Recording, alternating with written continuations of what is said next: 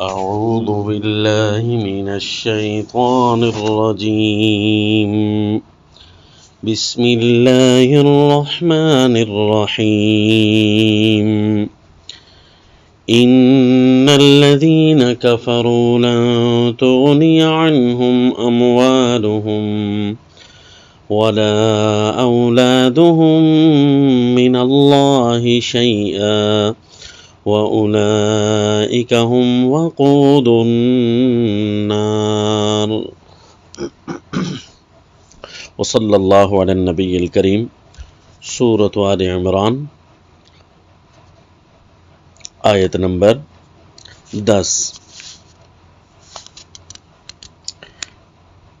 ان الذین کفروا لن تغنی عنہم اموالہم،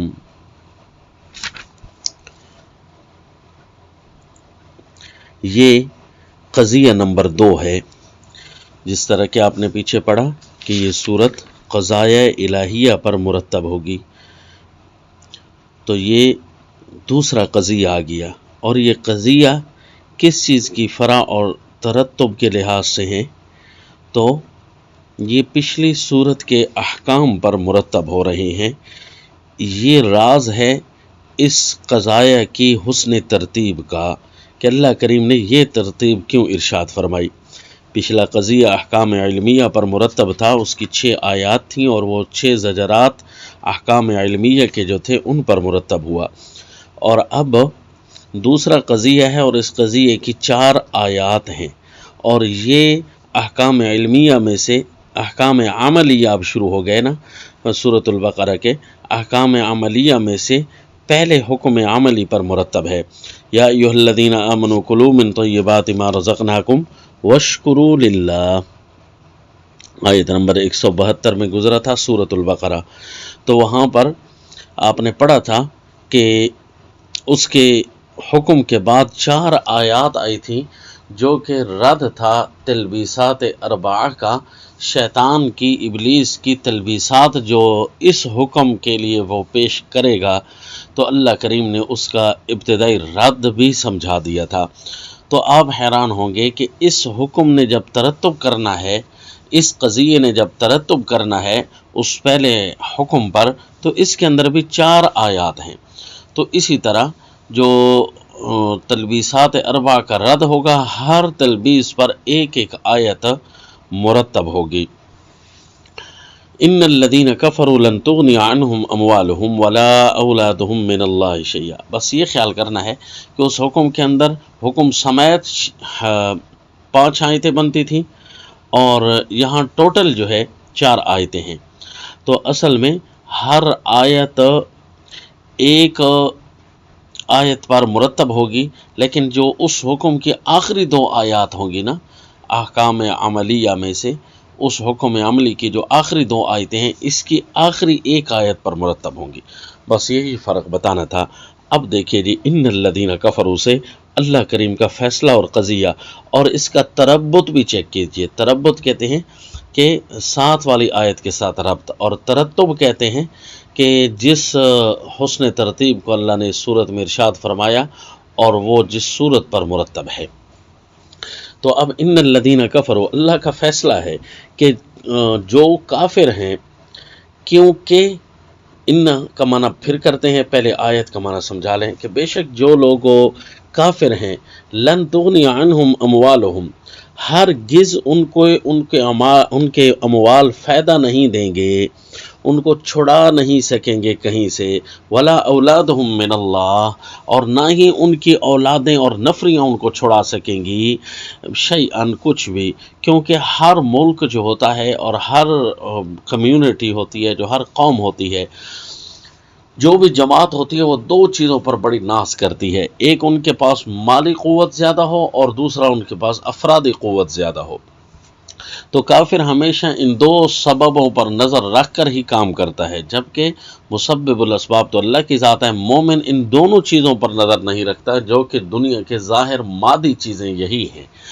تو فرمایا کہ یہ مال اور اولاد اللہ سے ذرہ برابر بھی فائدہ نہیں دیں گی، تمہیں بچا نہیں سکیں گی، اور یعنی یہ تو دنیا میں ہوگا، اور دنیا آخرت میں یہ ہوگا کہ نہ فائدہ آئے گا اور وہ اولئک هم وقود النار، اور یہی لوگ آگ کا ایندھن بن جائیں گے۔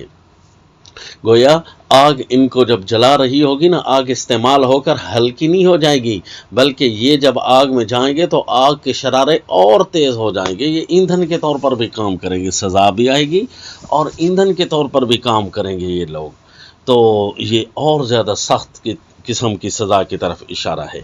اب یہ اللہ کریم کا قضیہ ہے۔ پہلا قضیہ یہ تھا کہ کافروں کے لیے عذاب شدید ہے، جبکہ دوسرا قضیہ یہ ہے کہ کافروں کو چاہیے کہ عذاب شدید دنیا اور آخرت دونوں میں آ رہا ہے نا، تو پھر ان کو ناز ہوگا کہ عذاب شدید کیسے ہیں ہمارے اوپر، ہمارے پاس تو مال اور نفریاں زیادہ ہیں۔ فرمایا دنیا آخرت میں عذاب شدید ہے، بس اس کا نمونہ آگے تمہیں دکھاتے ہیں، کیونکہ مومن جب اٹھ کھڑے ہوتے ہیں تو اس وقت تمہاری نفریاں کوئی کام کی نہیں آتی، وہ ایک تنکا بن کر مومنوں کے پھنکاروں سے بھی اڑ جاتے ہیں، اور تمہارے اموال مومنوں کی راہیں روک نہیں سکتے، اس کا نمونہ ہم تمہیں دکھاتے ہیں۔ تو یہ پچھلے قضیے اور پچھلی آیتوں کے ساتھ اس قضیے کا ربط بھی ہو گیا کہ کافر جتنا بھی اتباع غیر ما انزل اللہ کریں گے، اتباع شہوات و شبہات کریں گے، اور وہ اپنے اس اتباع شبہات پر اموال تک خرچ کیوں نہ کر ڈالیں، حالانکہ مومن ہیں وہ تو اللہ اللہ کر رہے ہیں، رب رب کر رہے ہیں، ان کی تو نظر مسبب الاسباب پر ہوتی ہے، اسباب پر نہیں ہوتی، جبکہ کافر اپنے فرق کھولے یا مسلمانوں کے خلاف کوئی بھی راہ اپنائیں تو اس وقت وہ مال اور نفریوں کی طرف توجہ کرتے ہیں۔ فرمائے یہ مال اور نفریاں ذرا بھی کام آنے والی نہیں ہے۔ اب اس کا پہلا نمونہ دیکھیے، کدأب آل فرعون والذین من قبلہم، جیسے کہ دستور فرعون والوں کا، یعنی فرعونیوں کا جس طرح کے دستور ہوا، ان کا کیا دستور ہوا، یعنی ان کی حالت کیا بنی، ان کے ساتھ ان کی عادت کیا تھی، ان کی عادت یہی تھی کہ نفری اور مال، اسی مال کے خاطر تو اس نے قارون کو بھی اپنا بنایا ہوا تھا کہ وہ بنی اسرائیل کی قوم موسیٰ سے تعلق رکھنے کے باوجود، کیونکہ قرآن میں ہے ان قارون کان من قوم موسیٰ، کہ یہ جو قارون تھا یہ سیدنا موسیٰ علیہ السلام کی قوم سے تھا، لیکن یہ منافق ایسا تھا کہ قوم سے اموال جمع کر کے خود بھی رکھتا اور فرعون کو بھی کھلاتا۔ تو فرعون کے پاس مال، وہ کہتا تھا ہادہ الانہار تجری من تحتی، میرے پاس مال ہی مال ہے، نہریں ہی نہریں ہیں، اور افرادی قوت میری زیادہ ہے، تبھی تو بنی اسرائیل کے بچوں کو مارتا۔ یستضعف طائفۃ منہم، سورۃ قصص میں آتا ہے کہ وہ سیدنا موسیٰ علیہ السلام کی قوم کو کمزور کرنے کے لیے بچے مارتا تھا۔ یہ وجہ صحیح ہے جو قرآن خود بیان کرتا ہے۔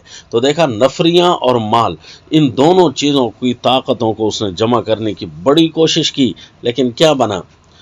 ان کو بھی دیکھ لو، والذین من قبلہم، جو ان سے پہلے گزرے، ان سے پہلے کون گزرے جی؟ قوم عاد، قوم سمود۔ قوم عاد ایسی تھی کہ وہ کہتے تھی نفریوں کے لحاظ سے ہم بڑے طاقتور ہیں، من اشد منا قوہ، جبکہ قوم سمود جو تھی وہ اپنے مال کے اندر اتنے جواہر پارے رکھتے تھے کہ مال مال مال اور فن پارے دکھاتے اور دنیا دکھاتے کہ ہمارے جیسا کوئی ثانی نہیں۔ تو فرمایا فرعونیوں اور ان سے پہلوں کو دیکھ لو، کذبوا بآیاتنا، کیا ہوا جی؟ ان کی حالت یہ تھی کہ انہوں نے ہماری آیات کو جھٹلایا۔ یہاں کفروا بآیاتنا بھی آ سکتا تھا، لیکن اللہ کریم نے کافروں کے ذکر میں کذبوا بآیاتنا ارشاد فرمایا۔ یاد رکھیں اللہ کریم بندوں کو ساتھ ساتھ پیغام اور اشارے بھی دے جاتے ہیں کہ دیکھو کفر بآیات اللہ تو یہ ہوتا ہے کہ اللہ کی آیتوں کا انکار کرنا، اور تکذیب بآیات اللہ یہ ہوتی ہے کہ اللہ کی آیتوں کے سامنے ایسے طور اطوار اپنانا کہ اگر تمہارے طور اطوار لیے جائیں تو پھر کتاب اللہ بے معنی رہ جاتی ہے، نعوذ باللہ، کتاب اللہ کو بے وقت کر رہے ہو تم۔ یعنی ایسے عقائد و نظریات اور افعال و کردار نہ اپنائے جائیں کہ جس سے نعوذ باللہ کتاب اللہ کی عملاً تکذیب ہو یا اعتقاداً تکذیب لازم آ رہی ہو۔ بندہ کہتا رہے کہ میں کفر بآیات اللہ نہیں کرتا، میں اللہ کی آیتوں کو مانتا ہوں، لیکن کردار، افعال، اعمال ایسے اپنائے کہ نعوذ باللہ کہیں جا کر وہ اللہ کی آیتوں کی تکذیب کر رہا ہوتا ہے۔ تو لہذا ڈرنا چاہیے کہ اس طریقے سے بندہ کافر نہ بنا ہوا ہو، کہیں انکار والا کافر نہ ہو، تکذیب والا کافر نہ بنا ہوا ہو۔ تو فرمایا یہ لوگ وہ تھے کذبوا بآیاتنا، جنہوں نے ہماری آیات کو جھٹلایا تھا، فأخذہم اللہ بذنوبہم، اور دیکھا اشارہ کر دیا ذنوب کا، اللہ نے ان کو ان کے گناہوں کی پاداش میں پکڑا، ان کو گناہوں کی وجہ سے پکڑا۔ تو گناہ جب چھوٹے ہوتے ہیں نا تو پھر یہ بڑے بھی ہونا شروع ہو جاتے ہیں۔ نچلے زینے پر بندہ جب قدم رکھتا ہے نا تب اوپر والے زینے پر پہنچ جاتا ہے، گناہ پر ایک گناہ کرے گا نعوذ باللہ، پھر دوسرا ہوگا، پھر تیسرا ہوگا، حتیٰ کہ دل سخت ہونا شروع ہو جائے گا۔ یوں بندہ جب گناہ گار بنتا ہے ایک دن ایسا آتا ہے کہ وہ فرعون طبیعت کا مالک بن جاتا ہے نعوذ باللہ، پھر اس کے بعد کچھ نہیں ہوتا، اس کے بعد پھر اللہ کی پکڑ ہوتی ہے۔ واللہ شدید العقاب، اور اللہ تعالیٰ سخت سزا والے ہیں، یعنی عذاب اور جو بعد میں آنے والا ہوتا ہے نا، یعنی تکذیب کے بعد اور گناہوں کے بعد اور اپنے برے کردار و اعمال کے بعد جو آنے والا عذاب ہوتا ہے نا بڑا سخت ہوتا ہے، اس لیے اس کو عقاب سے تعبیر کیا کہ وہ جو آخری عذاب ہوتا ہے نا وہ بڑا سخت ہوتا ہے۔ تو دیکھ لیا نمونہ، تو ہم نے کہا کہ ہم نفریاں اور مال جمع کریں گے تو شاید بچ جائیں گے، تو بچ جاتا نا فرعون، نفریاں اس کی پانی کی لہروں میں بہہ گئی تھی اور اموال اس کے پیچھے چھوڑ کر چلا گیا، وہی کمزور لوگ مالک بن گئے جن کو وہ غلام بنایا ہوا تھا۔ وہ اورثنا القوم الذین کانوا یستضعفون مشارق الارض ومغاربہا، سورۃ الاعراف میں آتا ہے۔ تو یہ پہلا نمونہ دیکھ لیا، تو اب یہ دو آیات بھی ہو گئیں۔ اب تیسری آیت آپ کو بتایا تھا کہ ہر قضیے کی نشانی یہ ہوگی کہ اس کے بعد اعلان ہوں گے۔ دیکھیں پچھلا قضیہ تھا، اس کے بعد اعلان و اہل العرفان آیا تھا یقولون آمنا بہ سے، اور یہ قضیہ ہے اس سے اعلان العاقبہ شروع ہو گیا ہے کہ قل للذین کفروا، اس عاقبت کے اندر دو چیزیں ہوں گی، انجام بھی ہوگا اور پیشگوئی بھی ہوگی۔ اب یہ تیسری آیت ہے، قل للذین کفروا ستغلبون وتحشرون الی جہنم، فرما دیجئے میرے پیغمبر ان کافروں کو جو اپنی نفریوں اور مال پر غرہ ہوتے ہیں کہ ستغلبون وتحشرون الی جہنم، دنیا میں تم مغلوب ہو جاؤ گے اپنے مال اور نفریوں کے باوجود۔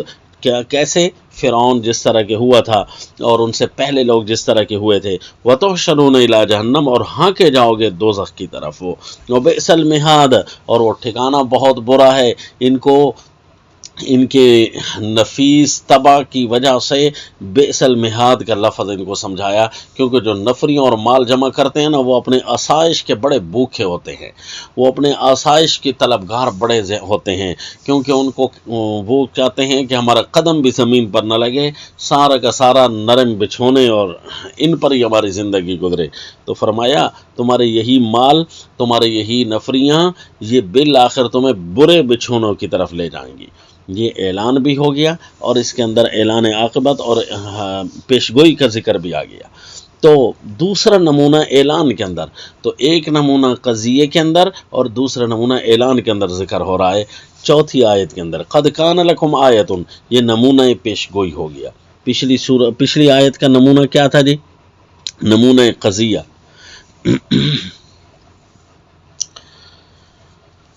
اور پچھلے قضیے کے اندر اللہ تعالیٰ کے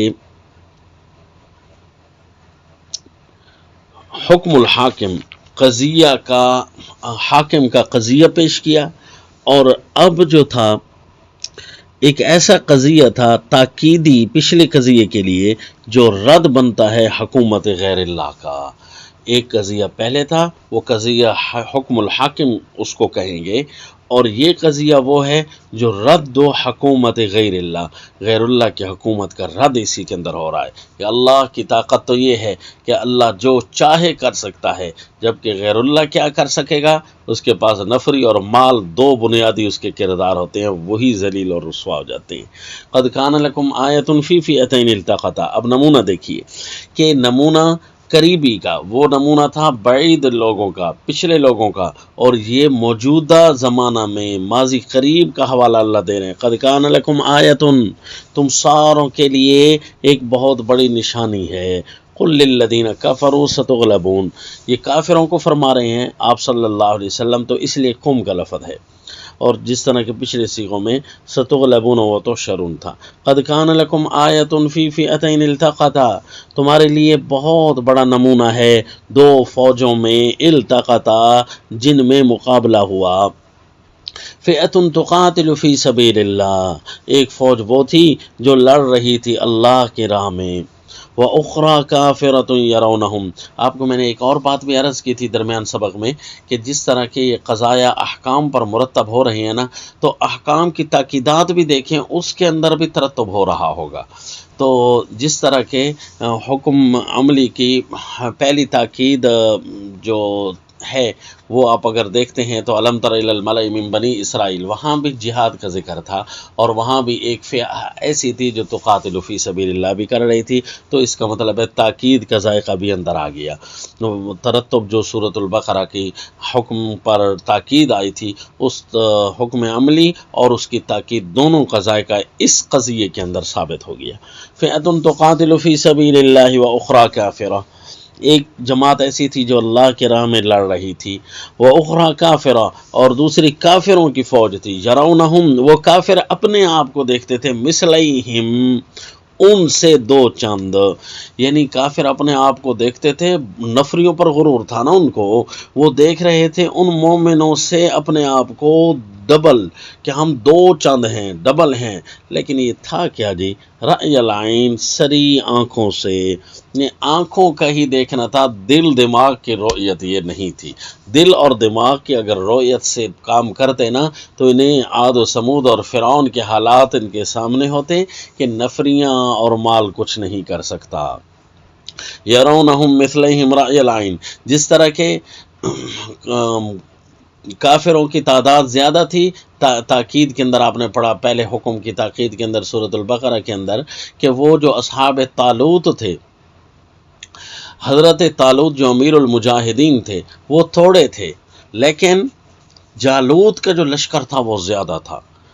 تو کچھ بزدل دیکھ کر جب ڈرے نا تو مجاہدین نے وہاں فرمایا تھا کم من فئۃ قلیلۃ غلبت فئۃ کثیرۃ باذن اللہ واللہ مع الصابرین۔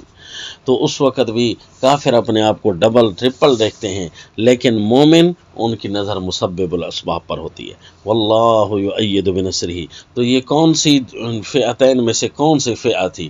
تو قریب قریب جو فئہ وہاں پیش ہوئی، اس کا ایک فرد بدر بھی بنتا ہے، اور ویسے جتنے بھی ٹاکرے ہوں ان ساروں کے اندر اگر دیکھا جائے تو حقیقت میں فتح مومنوں کے حق میں ملتی ہے۔ تو یہ بدر ایسا مارکا تھا کہ جو حق اور باطل کے درمیان ظاہری باطنی ہر قسم کا فرق لے کر آیا، اسی لیے اللہ نے اس کو یوم الفرقان ارشاد فرمایا ہے سورہ الانفال کے اندر، وَأُخْرَىٰ كَافِرَةٌ يَرَوْنَهُمْ مِثْلَهِمْ رَأْيَ الْعَيْنِ۔ یہ وہاں کا منظر ہے کہ جب کافر کہہ رہے تھے کہ ہم بہت زیادہ ہیں تو وہاں فرشتے پھر نازل ہونے لگ گئے، وَأُخْرَىٰ كَافِرَةٌ يَرَوْنَهُمْ مِثْلَهِمْ رَأْيَ الْعَيْنِ۔ پھر کیا ہوا تھا جی؟ اللہ کی نصرت اور مدد آئی تھی، وَلَقَدْ نَصَرَكُمُ اللَّهُ بِبَدْرٍ وَأَنْتُمْ أَذِلَّةٌ، اسی صورت میں آگے آ رہا ہے انشاءاللہ۔ وَاللَّهُ يُؤَيِّدُ بِنَصْرِهِ مَن يَشَاءُ، پھر اللہ تعالیٰ اپنی نصرت کے ساتھ تائید کرتا ہے جس کی چاہتا ہے۔ ایک تو اس آیت کا فرد وہ فئتین ہو گئے، اور ایک وہ فرد ہے جو قریب قریب ہوا تھا حضرت موسیٰ علیہ السلام کے زمانے کے بعد، یہی طالوت، حضرت طالوت اور جالوت کافر کا مقابلہ۔ وہاں پر بھی اسی طرح تھا تو یہاں پر بھی اسی طرح ہے، اور بدر کی نسبت بھی اللہ نے، مجاہدین بدر کی نسبت بھی اللہ کے نبی نے اصحاب طالوت والی بنائی تھی، لہذا بدر اور اصحاب طالوت یہ برابر سرابر جاتے ہیں، فئتین، فئۃ تقاتل فی سبیل اللہ واخری کافرۃ یرونہم مثلہم رأی العین، کیونکہ رسول اللہ صلی اللہ علیہ وسلم نے اصحاب کی تعداد دیکھی 313، تو فرمایا کہ اصحاب بدر کے قریب ہم پہنچ گئے، یا اصحاب بدر والی، اصحاب طالوت والی تعداد ہے۔ تو واللہ یؤید بنصرہ من یشاء ان فی ذلک لعبرۃ، اس بات میں بہت بڑی عبرت ہے، لأولی الابصار، دیکھنے والوں کے لیے، جن کی آنکھیں ہیں نا وہ دیکھیں گے کہ اس کے اندر کتنی عبرت کی چیزیں چھپی ہوئی ہیں۔ اب دیکھیں ذرا وہ جو حکم عملی تھا اس پر ترتب بھی کر کے دیکھتے ہیں ذرا۔ اس قضیے کو تو پڑھا نا، قضیہ اور اس کے اندر ایک نمونہ، اور پھر اس قضیے کے اعلان میں بھی ایک نمونہ تھا. یوں 4 آیتیں پوری ہو گئی، قضیہ اور اعلان اور ایک نمونہ. اب یا ایھا الذین آمنوا کلوا من طیبات ما رزقناکم واشکروا للہ، وہاں 2 حکم آئے تھے، شکر اور طیبات کا کھانا. اور یہاں پر بھی 2 باتیں ہیں کہ لن تغنی عنہم اموالہم ولا اولادہم، کیونکہ ایک تو ان کے مال طیب نہیں ہوتے، اور دوسری ان کی نفریاں ایسی نہیں ہوتی جو اللہ کی قدر کریں، شکر کریں. لہذا یہ سارے کے سارے جہنمی ایندھن بنیں گے. اے مومنو، تم اپنے رزق کو پاک رکھنا اور اپنا مال ایسا نہ بنانا جو اللہ کے مقابلے میں آ جائے، نعوذ باللہ، پھر اس کا کچھ بھی نہیں بچے گا. اور نفریوں پر غرور نہ کرنا، قدر کرنا جتنا بھی اللہ کریم تمہیں نصیب فرمائے. ان کنتم ایاہ تعبدون. اور کداب آل فرعون، اس پر یہ مرتب ہو رہا ہے اس آیت پر، انما حرم علیکم المیتہ. ابلیس کی پہلی تلبیس کا رد بھی اسی کے اندر ہو گیا. اور انما حرم علیکم المیتہ والدم کے اندر کہ حلال اور حرام کے اندر ابلیس تمہیں بہت ساری چیزوں کو، حرام کو حلال کر کے دکھائے گا. اس کا خیال کرنا. یہ فرعونی جس طرح کرتے تھے، فرعون نے بھی 4 کام کیے تھے، اس لیے اس آیت کے اندر بھی 4 کام آئے. فرعون موت کا دورہ لگاتا تھا، انما حرم علیکم المیتہ کے اوپر مرتب ہوا، کیونکہ یقتلون ابناءکم، وہ بنی اسرائیل کے بچوں کو مارتا تھا. والدم، اور خون. دوسرا کام یہ کیا کرتا تھا کہ عورتوں کو بے حیا بناتا، اور جہاں عورتیں بے حیا ہو جائیں نا، حدیث پاک میں آیا کہ وہاں خون ہوتا ہے. کیا جی؟ لڑائیاں، قتل و غارت، خون خون خون، یہ وہاں کی جنگ ہوتی ہے جی. اور تیسری چیز کیا کرتا، قوم کو غلام بناتا تھا. جہاں قوم غلام بن جائے اور کسی کے خون پسینے کو کھانا ایسا ہے جیسے خنزیر کو کھا رہے ہو. اور چوتھا کام وہ کرتا تھا کہ لوگوں کا دین بدل دیتا تھا. تو ما اہل بھی لغیر اللہ، یہ چوتھی چیز آ گئی، دینیات کی طرف اشارہ ہے. اور اسی طرح اگلی آیت آئی، قل للذین کفروا ستغلبون، یہ ان الذین یکتمون ما انزل اللہ، یہ تلبیس ابلیس کے رد پر مرتب ہے کہ دیکھو کافر کیا کریں گے کہ وہ اللہ کی باتوں کو چھپائیں گے، لیکن بالآخر مغلوب ہو جائیں گے. اس سے اگلی آیت کیا تھی جی؟ قد کان لکم آیۃ فی فئتین. اس کے اندر 2 آیتیں کا ترتب ہوگا. اولئک الذین اشتروا الضلالۃ بالہدی، کہ شیطان کیا کرے گا کہ ہدایت کا نام ضلالت رکھ دے گا اور ضلالت کا نام ہدایت رکھ دے گا. جبکہ کافروں نے بھی اسی طرح کیا تھا کہ جس چیز پر ان کو نظر کرنی چاہیے تھی وہ نظر تو انہوں نے نہ کی، اور جس پر نظر نہیں کرنی چاہیے تھی، مال اور اسباب اور نفریوں پر، اس پر انہوں نے نظر کی. تو پھر کیا نتیجہ نکلا؟ ذالک بان اللہ نزل الکتاب بالحق، اللہ نے تو جو بات کی تھی حق وہی ہوئی، کیونکہ اللہ کی ساری باتیں، پوری کتاب حق ہوتی ہے. وَإِنَّ الَّذِينَ اخْتَلَفُوا فِي الْكِتَابِ لَفِي شِقَاقٍ بَعِيدٍ، جو اللہ کے پیغامات اللہ کی کتاب میں اختلاف کرتے ہیں، بالآخر دور کی گمراہی میں وہی پڑے ہوئے ہوتے ہیں. یہ بیان ہی اسی طرح کہ مومنوں کا حق تمام ہوا، واللہ یؤید بنصرہ من یشاء، اور کافروں کے پاس سب کچھ ہونے کے باوجود جب انہوں نے اللہ کی باتوں میں اختلاف ڈالا، اللہ کی باتوں کا انکار کیا، تو بالآخر لوگوں کے لیے تماشا عبرت بن گئے.